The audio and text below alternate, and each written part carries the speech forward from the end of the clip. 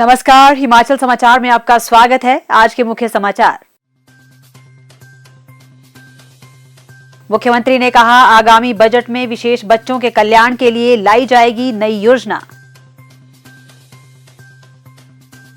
मुख्यमंत्री ने 6 करोड़ 67 लाख रुपए से बने विशेष बच्चों के लिए पहले आवासीय विद्यालय का किया लोकार्पण। मुख्यमंत्री ने कहा, आगामी 3 वर्षों में शिक्षा व स्वास्थ्य का मजबूत आधारभूत ढांचा करेंगे तैयार। मुख्यमंत्री ने टूटू में बीएमओ ऑफिस खोलने, 16 मील कॉलेज के लिए समुचित धनराशि प्रदान करने की घोषणा। और अब समाचार विस्तार से। मुख्यमंत्री ठाकुर सुखविंदर सिंह सुक्खू ने आज शिमला जिले के हीरानगर में 6 करोड़ 67 लाख रुपए की लागत से निर्मित बौद्धिक रूप से दिव्यांग बच्चों के विशेष आवासीय विद्यालय का उद्घाटन किया। मुख्यमंत्री ने कहा कि यह प्रदेश का पहला ऐसा विशेष आवासीय स्कूल है जो 6 से 18 वर्ष की आयु के बौद्धिक रूप से दिव्यांग बच्चों के लिए निर्मित किया गया है। उन्होंने कहा कि बौद्धिक रूप से दिव्यांग बच्चों को निःशुल्क गुणात्मक शैक्षणिक और व्यावसायिक शिक्षा सहित आवासीय सुविधाओं से युक्त यह प्रदेश का पहला संस्थान है। स्कूल ब्लॉक में आधुनिक सुविधाओं वाली 16 कक्षाओं सहित कंप्यूटर लैब, संगीत कक्ष, एक बहुउद्देशीय हॉल, हॉस्टल ब्लॉक में 50 बच्चों के लिए छात्रावास के साथ साथ चिकित्सा कक्ष तथा कर्मचारियों के लिए आवासीय सुविधा भी उपलब्ध करवाई गई है। ठाकुर सुखविंदर सिंह सुक्खू ने कहा कि वर्तमान प्रदेश सरकार के प्रयासों के कारण हिमाचल प्रदेश निराश्रित बच्चों की उचित देखभाल एवं शिक्षा के लिए कानून बनाने वाला देश का पहला राज्य बना है। प्रदेश सरकार ने मुख्यमंत्री सुखाश्रय योजना शुरू कर उन्हें चिल्ड्रन ऑफ द स्टेट के रूप में अपनाया है। इन बच्चों की पढ़ाई के खर्च के अतिरिक्त प्रदेश सरकार उन्हें जेब खर्च के लिए 4,000 रुपए प्रतिमाह प्रदान कर रही है। मुख्यमंत्री सुखाश्रय योजना के तहत गत 2 वर्षों में प्रदेश में 38 करोड़ 50 लाख रुपए के लाभ प्रदान किए गए हैं। मुख्यमंत्री ने कहा कि राज्य सरकार के पहले बजट में मुख्यमंत्री सुखाश्रय योजना आरंभ की गई। दूसरे बजट में प्रदेश में विधवाओं के 23,000 बच्चों को शिक्षा का पूरा खर्च राज्य सरकार द्वारा करने का प्रावधान किया गया है। तीसरे बजट में बौद्धिक रूप से दिव्यांग बच्चों के लिए विस्तृत योजना का प्रावधान किया जाएगा। इसके लिए इन बच्चों के अध्यापकों से भी चर्चा की जाएगी ताकि उनकी जरूरतों का समावेश योजना में किया जा सके। राज्य सरकार का सामाजिक सुरक्षा क्षेत्र पर विशेष ध्यान है और इसी को देखते हुए जिला सोलन के कंडाघाट में 9,000 दिव्यांगजनों को उच्च शिक्षा प्रदान करने के लिए उत्कृष्ट केंद्र स्थापित किया जा रहा है, जिसका निर्माण कार्य 2 वर्षों में पूरा किया जाएगा।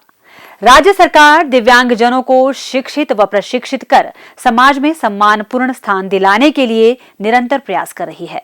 राज्य सरकार जिला मंडी के सुंदरनगर और कांगड़ा जिला के लुथान में 92 करोड़ 33 लाख रुपए की लागत से 400 आश्रितों की आवासीय क्षमता के मुख्यमंत्री आदर्श ग्राम सुख आश्रय परिसरों का निर्माण कर रही है। मुख्यमंत्री ने कहा, पहले वर्ष हम उन बच्चों के लिए योजना लेकर आए जिन बच्चों ने अपनी माता को खोया है, अपने पिता को खोया है। दूसरे वर्ष हम उन विधवा बहनों की योजना को लेकर आए जिनके पति चले गए और उन बच्चों की पढ़ाई पर कोई असर ना हो, उसके लिए हम दूसरी योजना लेकर आए।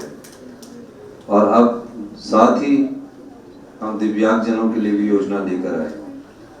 अगले वर्ष जो हमारी बच्चे बैठे हैं जिन्हें हम सक्षम बौद्धिक क्षमता वाले बना सकते हैं, बनते हैं, उस दृष्टि से हम इनके लिए एक महत्वपूर्ण योजना लेकर आएंगे।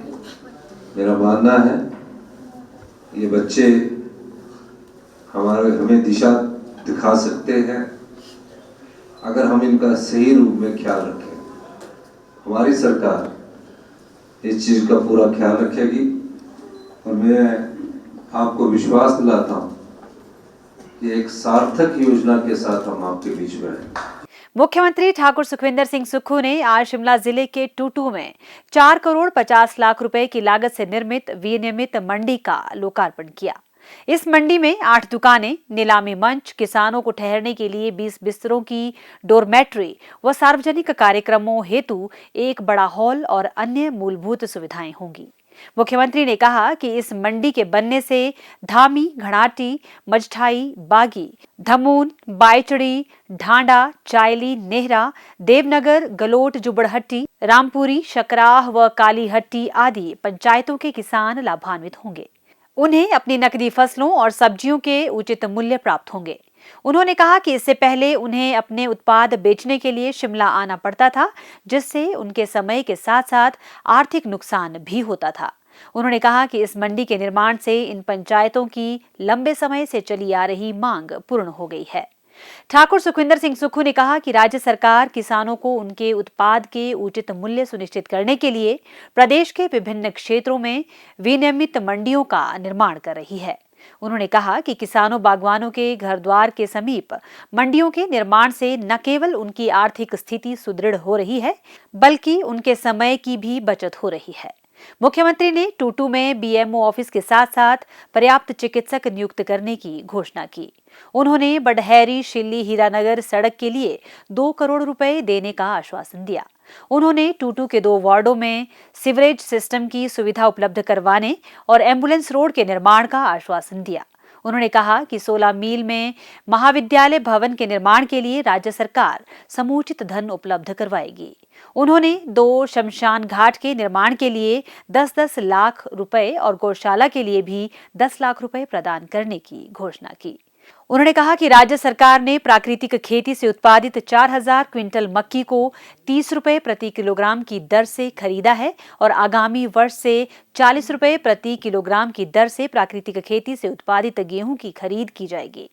उन्होंने कहा कि मक्की के आटे को हिम भोग के नाम से बाजार में उतारा जाएगा। प्रदेश सरकार ने दूध की खरीद दरों में 15 रुपए प्रति लीटर की बढ़ोतरी की। गाय के दूध को 45 रुपए तथा भैंस का दूध 55 रुपए प्रति लीटर की दर से खरीदा जा रहा है। मनरेगा की दिहाड़ी ऐतिहासिक 60 रुपए बढ़ाकर 300 रुपए की गई है। यह सभी कदम ग्रामीण अर्थव्यवस्था को मजबूत करने के लिए उठाए जा रहे हैं। उन्होंने कहा कि राज्य सरकार सभी पात्र व्यक्तियों तक कल्याणकारी योजनाओं का लाभ पहुंचाने के लिए प्रयास कर रही है। राज्य सरकार विधवाओं के 27 वर्ष की आयु तक के बच्चों को शिक्षा प्रदान करने का पूरा खर्च उठा रही है। इस योजना का विधिवत शुभारंभ 11 दिसंबर को किया जाएगा। उन्होंने कहा कि हम दृढ़ इच्छा शक्ति से हिमाचल प्रदेश को आत्मनिर्भर बनाएंगे और इसमें सभी का सहयोग आवश्यक है। मुख्यमंत्री ने कहा, हमारा प्रयास है कि समाज के सभी वर्गों को हमारी योजनाओं का लाभ मिले और इस प्रयास में 2 साल में हमने काफी कुछ किया।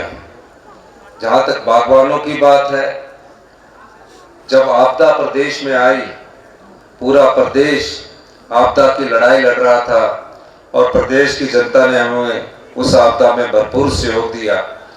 उस समय हमारी सेब की जो फसल थी वो पूरी तरह बगीचों में पक चुकी थी। अगर हम 10-15 दिन के भीतर रास्ते नहीं खोलते तो तकरीबन जो बागबान 1 साल से इस फसल का इंतजार कर रहा था उसकी फसल मंडियों तक नहीं पहुंचती। हमने तकरीबन 100 करोड़ रुपया खर्च करके बागबानों के सेब को मंडियों तक पहुंचाया। सरकार बनने के बाद हमारी सरकार का प्रयास है कि हम ग्रामीण अर्थव्यवस्था को मजबूत करें, क्योंकि मैं खुद गांव के परिवेश से आता हूं। मेरे माताजी तो अभी भी खेतों में रहते हैं, जमीन को देखते हैं, पर ग्रामीण अर्थव्यवस्था कैसे मजबूत करनी है इस दिशा में हमारी सरकार ने सोचना शुरू किया और मुझे खुशी है कि हमने इस दिशा में जो सोचा उसमें हम आगे बढ़ रहे हैं। पहली बार गोबर आधारित मक्की को सरकार ने 4000 क्विंटल खरीदा और उसका मूल्य प्रति किलो 30 रुपए किलो के हिसाब से हमारी सरकार ने आपसे खरीदा।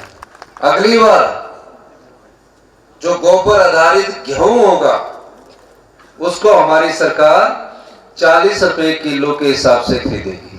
हिमाचल समाचार देखने के लिए सब्सक्राइब करें यूट्यूब चैनल हिमाचल समाचार, लाइक करें Facebook page information and public relations department Himachal Pradesh और सीएमओ हिमाचल। फॉलो करें इंस्टाग्राम @DIPR हिमाचल और CMO हिमाचल। विजिट करें वेबसाइट www.himachalpr.gov.in। इस अंक में इतना ही। कल फिर होगी मुलाकात। दीजिए इजाजत। नमस्कार।